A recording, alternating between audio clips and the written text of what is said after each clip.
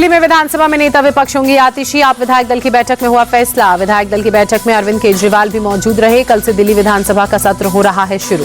दिल्ली में गृह मंत्री अमित शाह से मिली सीएम रेखा गुप्ता। शपथ लेने के बाद पहली बार शिष्टाचार मुलाकात की। कई मुद्दों पर दोनों के बीच चर्चा। मन की बात कार्यक्रम में एआई को लेकर पीएम मोदी ने कहा, एआई सेक्टर में भारत की मजबूत पहचान बन रही है। भारत की एआई प्रगति की दुनिया में सराहना हो रही है।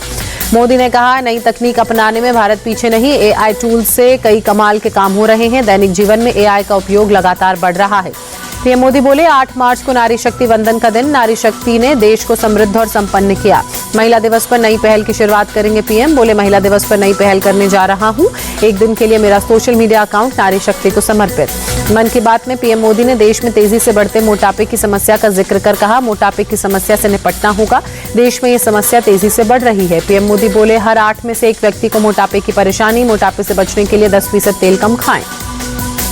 पीएम ने कहा, मोटापा कई तरह की बीमारियों को जन्म देता है। मोटापे के वैश्विक आंकड़े चौंकाने वाले हैं। बच्चों में भी ये समस्या 4 गुना बढ़ी।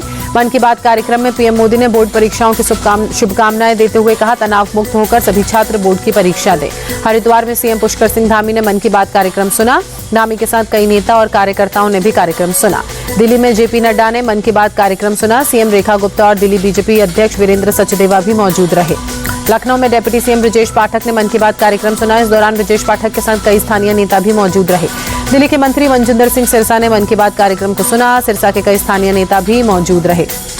दिल्ली में मुस्लिम महिलाओं ने भी मन की बात कार्यक्रम सुना। राज्य हज समिति की अध्यक्ष कौसर जहां भी मौजूद रहीं। भारत और पाकिस्तान क्रिकेट मैच को लेकर कांग्रेस नेता राशिद अल्वी ने बीजेपी पर साधा निशाना। कहा, चुनाव में पाकिस्तान के खिलाफ बीजेपी नेता नारे लगाते रहे और अब मैच खेल रहे हैं। ये कैसी नीति। भोपाल में आज मंत्रियों और बीजेपी विधायकों के साथ बैठक करेंगे पीएम मोदी। डिनर में राज्य के बीजेपी सांसद भी रहेंगे शामिल। 2 दिन के मध्य प्रदेश दौरे पर पहुंचेंगे पीएम मोदी। 24 फरवरी को भोपाल में ग्लोबल इन्वेस्टर समिट में होंगे शामिल।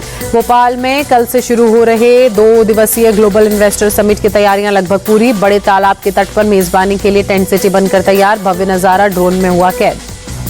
मध्य प्रदेश के बाद बिहार दौरे पर पीएम मोदी। 24 फरवरी को भागलपुर से किसान सम्मान निधि की 19वीं किश्त करेंगे जारी। जनसभा को करेंगे संबोधित।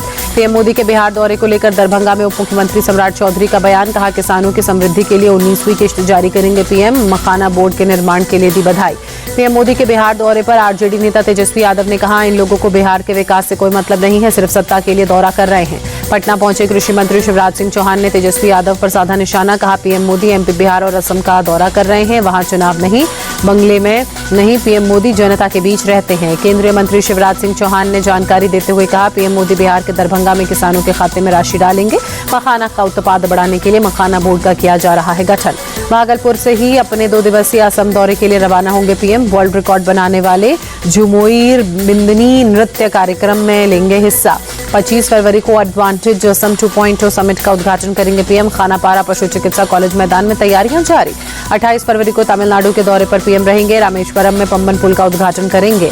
दिल्ली के यशोभूमि कन्वेंशन सेंटर पहुंची मुख्यमंत्री रेखा गुप्ता। जैन संत श्री चारुकीर्ति पंडिताचार्य वर्य के दर्शन कर आशीर्वाद लिया।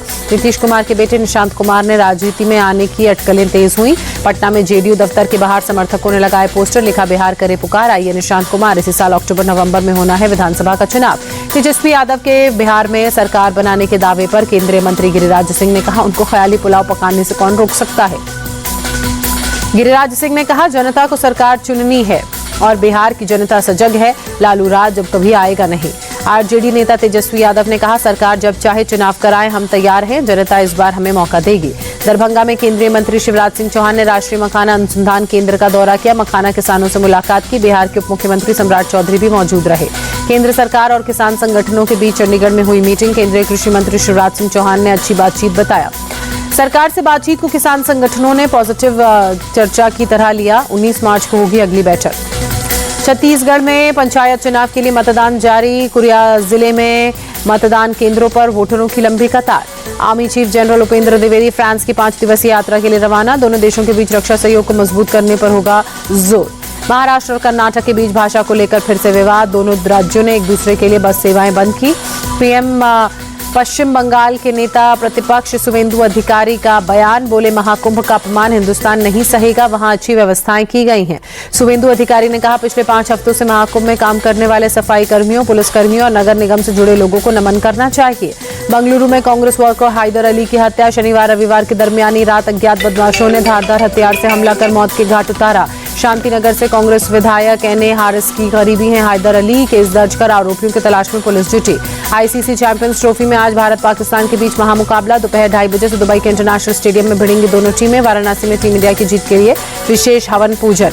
भारत पाकिस्तान के बीच मैच को लेकर बोले सपा सांसद अवधेश प्रसाद, पूरी उम्मीद है कि मुकाबला भारत जीतेगा। समाजवादी पार्टी की ओर से टीम को शुभकामनाएं। भारत पाकिस्तान के मैच को लेकर देश भर के क्रिकेट प्रेमियों में उत्साह और उमंग। पटना में लोगों ने टीम इंडिया की जीत के लिए हवन पूजन किया।